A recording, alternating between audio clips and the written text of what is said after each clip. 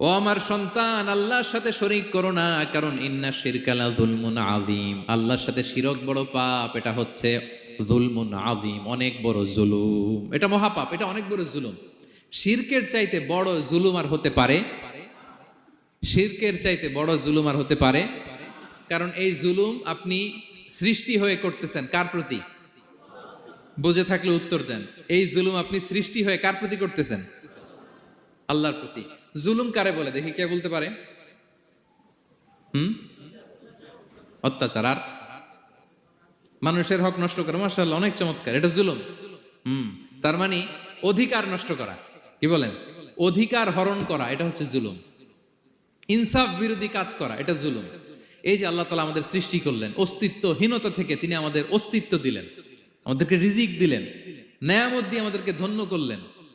তো আল্লাহ তাআলার অধিকার ছিল না যে তাকেই আমি সেজদা দিব? এটা তার অধিকার। এটা কার রাইট?